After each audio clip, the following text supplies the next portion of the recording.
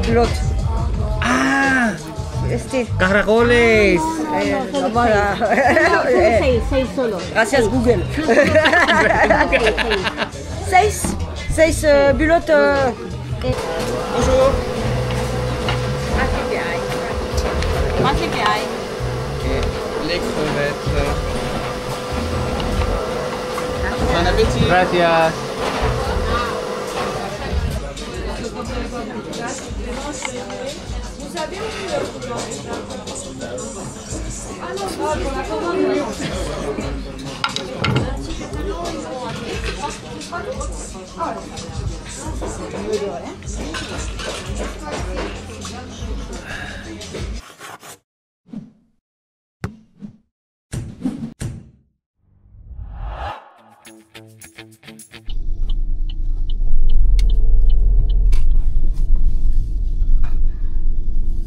Buenas tardes mga kamigo, magandang hapon. Anong oras na ba ngayon? Mag-aalasin ko na ng ayan, mag-aalasin ko ng hapon. Ngayon pa lang kami bibiyahe ni Mrs. ng France. Kasi lumabas si Mrs. ng alas 3 ng hapon sa trabaho niya. Tapos hinintay ko sa bahay. So, nakarating siya ng bahay mga alas 4 na. Tapos pahinga ng konti. Tapos yan, biyahe tayo ng Francia. So ang biyahe natin mga kamigo, ito 2 oras na mahigit, 242 km. Ang dating natin ng France alas 7:08. So doon na tayo matutulog dito na kay Opel. Pagdating natin ng France mamaya, maghahanap na lang tayo ng lugar na pwede nating pagpalipasan ng gabi. Tapos ang balak namin ni Mrs., dahil may nakita kaming buffet libre, eat all you can na restaurante sa France. So gustong kumain ni Mrs. doon, baka didiretso kami ron. Tapos pagkakain namin, yun, maghahanap na kami ng pwede naming pagpalipasan ng gabi. So mga kamigo, yan, medyo maulap ng konti dito sa Barcelona. Sana pagdating natin ng France, maganda yung panahon. Ayan, nagkarga tayo ng 50 euro. Konting-konti na lang, full tank na si Opel. Dito napakasarap talagang mag-drive. Ayan mga kamigo, mga ano yan, 1, 2, 4 lanes yan. Pag pumesto ka rito sa kaliwa, yan, mabibiling sa mga sasakyan yan. Tapos tayo nandito sa gitna, halos ano lang yan, normal lang yung drive niya, 120 km/h. Pero pag dyan ka na sa may kanan, dito na, mga heavy truck na yan. Sa kagandahan lang dito, pag nagda-drive ka, napaka-smooth ng kalsada. Talagang walang kakaldag-kaldag yung sasakyan mo.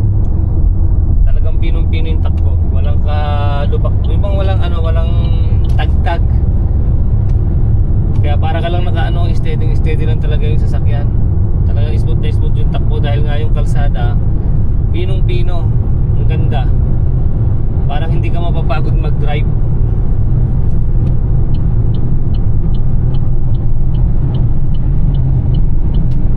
Ayan, pag pumupwesto tayo rito sa kaliwa, nagsisinyal na yung nasa likod.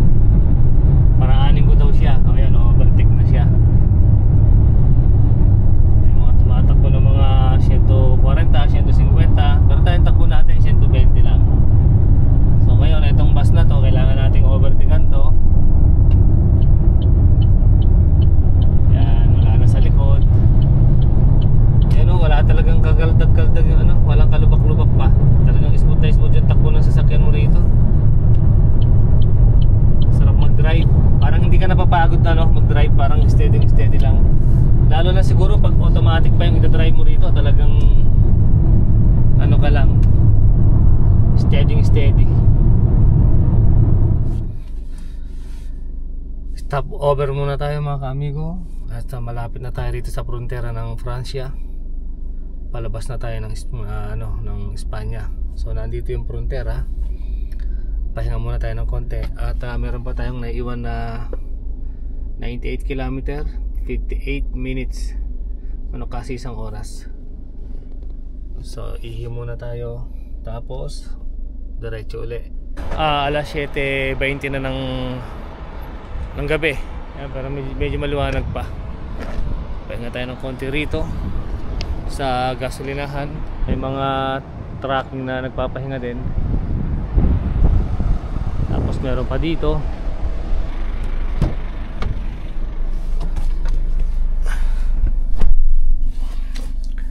nagkakarga. Kaya si Mrs. busy sa panonood niya ng ano, teleserye sa cellphone. Ang daming ano dito oh, tracking.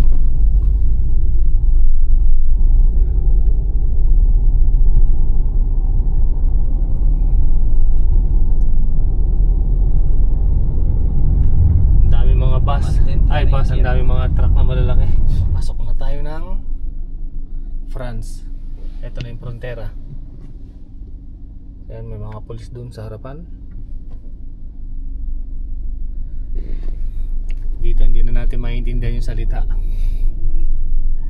Iba na ang salita dito sa yung ano nila, yung mga nakalagay dyan sa mga sign nila. Iba na, hindi na maintindihan.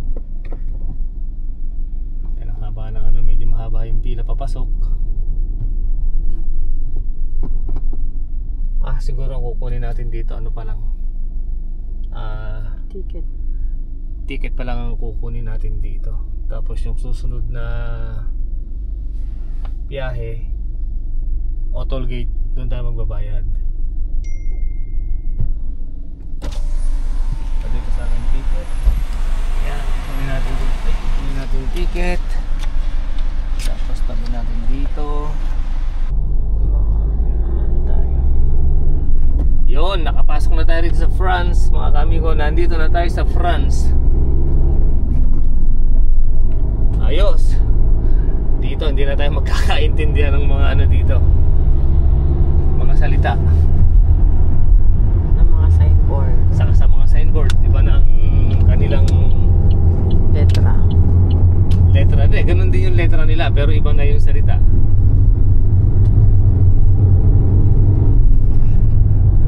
Medyo padilim na, pero at least nakapasok na tayo rin sa France. Welcome to France.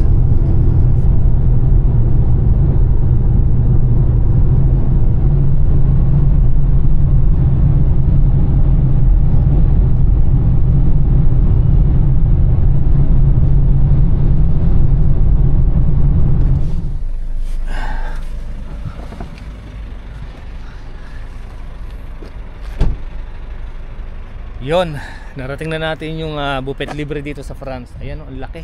Grabe. Ang daming ano rito nagpupunta. Halos puno yung parking. Ayan o. Ang daming ano. Ang daming nakapark na kotse. Siguradong ang daming ano dyan, nagiging kliyente. Nagpa-reserva si Mrs. kanina. Kumuha siya ng reserva. Kung hindi niya maintindihan yung salita, basta pinindot na lang siya ng pindot. Tingnan natin kung nakuhanan nga tayo ng reserva. So yan mga kami ko, pasok na tayo doon. Tingnan natin kung na-accept yung reserva ni Mrs. Ang haba ng pila. Ayan o, tignan nyo yung pila mga kami ko, haba. Diyan yung entrada. So tinitingnan nung azafata kung yung reserva ni Mrs. kanina nakuha. Pero ano ba yung salita niya? France, marunong ba mag-Ingles? Hindi marunong mag-Ingles, naku po. Mangangamote ngayon si Mrs. dito. Hindi pala marunong mag-English yung ano, azafata. Pero pakita mo yung pinindot mong reserva. Oo. Nakita niya. Kaya parang tumatawag sa sa cellphone, no? Oo, hindi pumasok. Kaya hindi pumasok. Siguro siya lang magre-reserva. Sige, hintayin lang natin. Hindi kami nakapasok ni Mrs. dahil full na. Yung habang nasa biyahe kami kanina, nagre-reserva siya. Tinatry lang niya.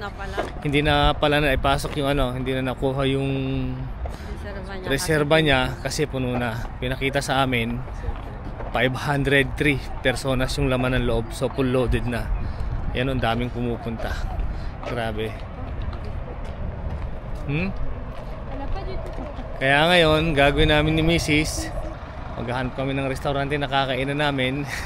Pero sayang, ang ganda pa naman, napakaganda sa loob.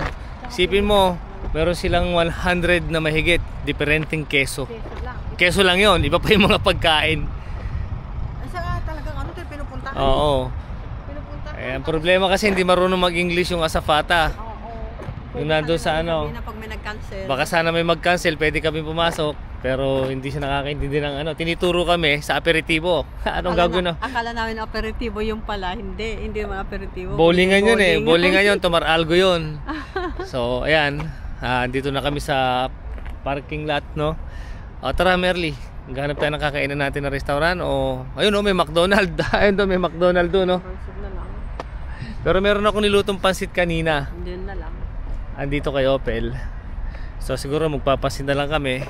Bukas na lang kami babawi doon sa talagang ano. Naging option lang naman namin 'to eh kasi kinuwento sa akin ng kliyente namin kagabi na kailangan daw. Total kakain naman kami sa pupuntahan nga namin dito sa France. Sa mga talaba, mga seafoods. Magkatabi lang, halos magkalapit lang. So tinaray lang namin puntahan ngayon sana 'to. Na hindi naman talaga dito talaga yung punta namin. Kaya lang kailangan pa lang magre-reserve. Babalikan namin yan. Malapit lang naman eh. 2 oras na mahigit lang ang biyahe magmula ron sa Barcelona eh. Ayun. At siguro kakainin na lang namin ni Mrs. yung pansit na niluto ko kanina.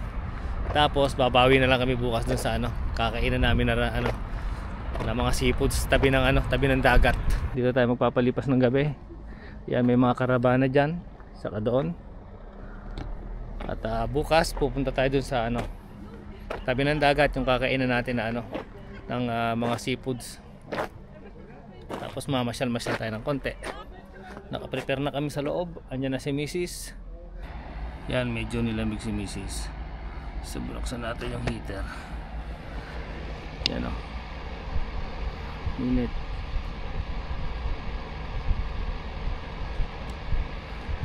Kahit na mga 5 minutes lang yung maandar,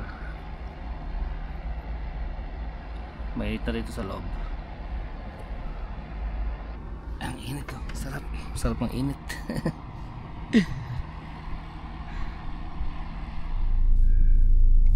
Ayan.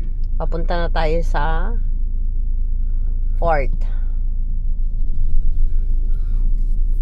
Kumusta, Michael? Bien. Nakatulog ka ba na maayos, ma? O naman. Ayan.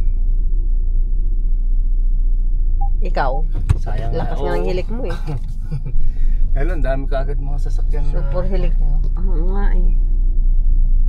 Daming tao dito. Pinupuntahan tong ano na to talaga. Talagang dinadayo. Oo, dahil wala namang bus na pupunta dito yata. Kundi talagang ano, pinupuntahan talaga nila. Ano, narating na natin tong port ng kainan ng ano, ng mga ostras, mga seafoods eh, no? Ang haba hanggang doon. Tapos ito yung mga restaurante.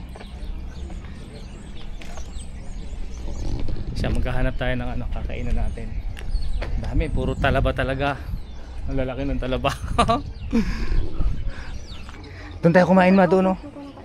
O, tara, para makakain na tayo.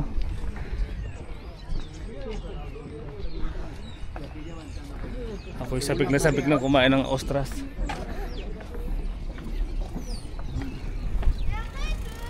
Grabe oh, ang daming ang daming pinagbalatan na ano rito. Talaba oh. Grabe. Ayun oh. Pinagbalatan ng ostras. Lalaki oh. Ang pinagbalatan. Sangga bundok. Daming pinagbalatan ng ostras. Ostras ng talaba. Ayan oh.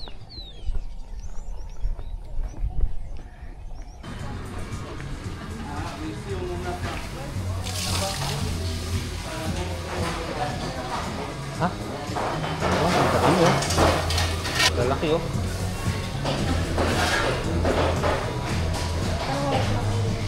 Ha?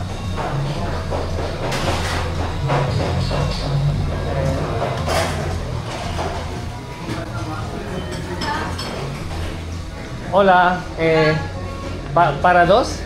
Sí, no pasa nada. ¿A la terraza o aquí? Mejor ahí. Sí, esta terraza. Sí. Allí digo, ¿hay lavabo solo esto? Sí, baño solo es. Vale. Y a la ¿Podemos terraza comer ahí? aquí. Sí, no pasa nada. Gracias. Montcalef aquí. Vale. ¿Dónde pasamos? ¿Aquí? Sí, aquí. Gracias.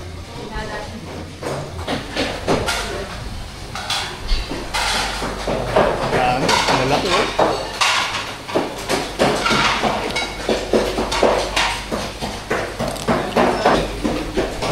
Upo na tayo. Ang dami nagbabalag doon, 4. Harap na tayo ng mesa natin dito. Hola.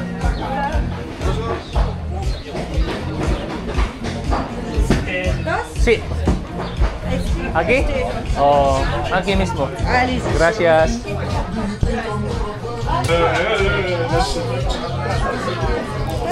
Gracias.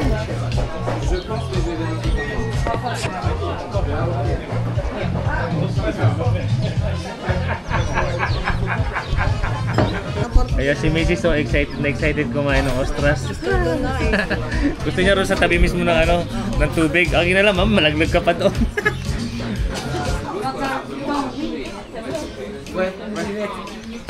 Blanco seco. Seco. Seco. Alors, blanco, Seco. seco. Seco. Este.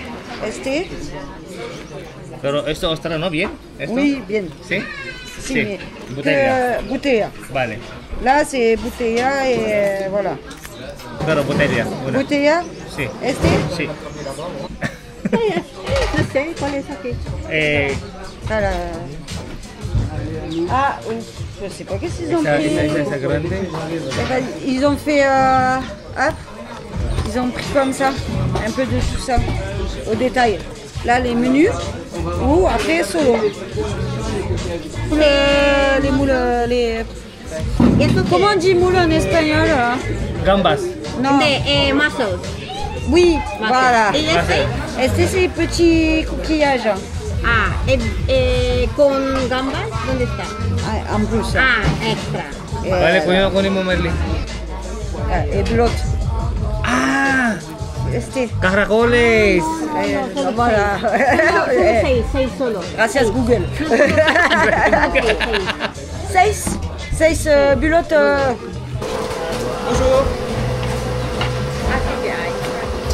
Quanti che hai? Les crevettes. Bon appétit. Gracias.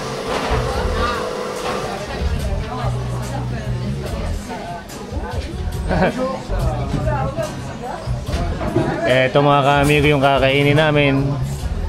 Brutal.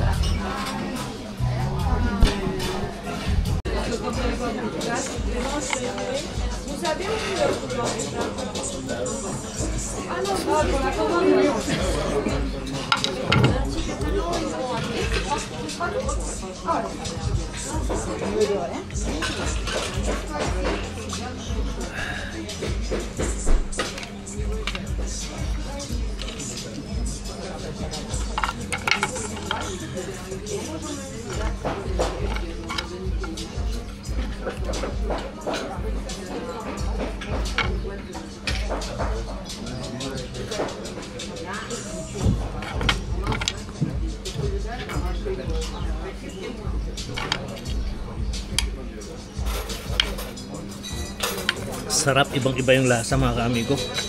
Pati itong tahong, oh, tikman natin.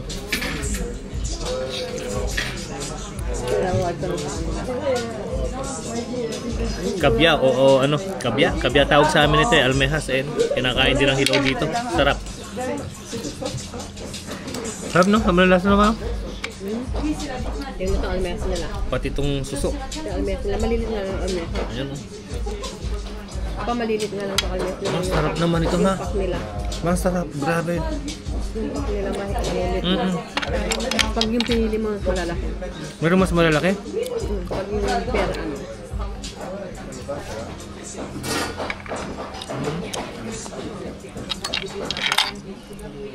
Mukbang na ano to ah.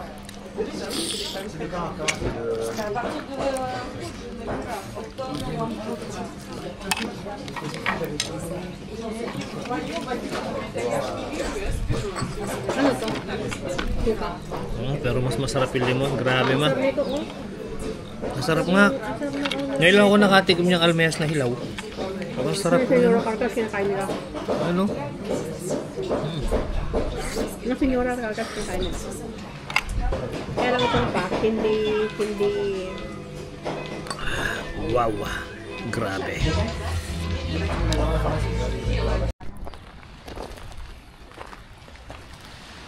Pagkari namin kumain ni Mrs. ng talaba o ng ostras. Eto, maglalakad-lakad kami. Dahil grabe. Ilan yung total na kinain nating talaba, ma? 24 más 6, 30. 24 más 6, 30 na talaba yung kinain namin. Sabi na natin ang kinain ni Mrs. Dune, 6? 10. O 10. Sa yung 20. Sa akin yung 20. Bueno, aparte ron, kumain kami ng hipon, kumain kami ng tahong, kumain kami ng almehas, ano ba sa Tagalog? Kumain kami ng almehas, ng kabya, sa amin sa Tagalog. So lahat ng yon mga ka-amigo, hilaw. No, meron pa palang suso. Oh, suso. Ang luto lang, Medyo luto. ang luto lang doon sa kinain namin na medyo luto. Ang kinain lang namin doon is yung suso sa kayong gambas. Ang tawag dito espigon, yan. Yung mga batuhan na ganyan. Tapos normalmente diyan kami namimingwet sa ganyan. Yan namili kami ni Mrs. Lahat ng yan mga ka-amigo, may tahong dito. Tapos yan, 3 box na talaba. Iuwi namin ng Barcelona. Doon namin binili sa kinainan namin. Alam nyo ba mga ka-amigo, kung bibili mo, magkano lahat ito, ma? Nasa 80 euro? 80 pico. Lahat yan. Nako, kung bibili mo sa Barcelona yan, kasi yung isang pirasong talaba ron is, sabihin na natin 4 euro. Ang isa ang dami nun. Baka lahat ng binili namin na yan, yung 80 euro doble. Pero klaro, kailangan bibiyahe ka dito sa sa France. Balik na kami ni Mrs. ng Barcelona. So time check natin. Anong oras mo naman? Yan, mag-alas 6 ng hapon. So ang biyahe lang naman is kulang-kulang 3 oras. Kung tutusin, saglit lang. Pero hindi naman natin straightin yan. Alam nyo naman ako hindi naman tayo nagmamadali. Pag pahinga, inom ng kape. So yun mga kamigo, bukas trabaho ulit. 6 na araw na trabaho ulit bago ulit tayo makakuha ng 2 araw na day off. Pero okay lang, di ba? Pag nakakuha tayo ng 2 araw na day off ulit, mamamasyal ulit tayo. Ayan naman yung GPS natin. Yan. Kita-kits tayo sa Barcelona mga kamigo. Okay na? Ilang oras? Dirígete hacia el noroeste. 227 km. Ayan. Halos 3 oras na biyahe lang. Saglit lang yan kung tutusin. Para lang kami pumunta ng Alcalá to Prado Sabah, sa lugar nila Mrs. at dun sa lugar namin. Vamos!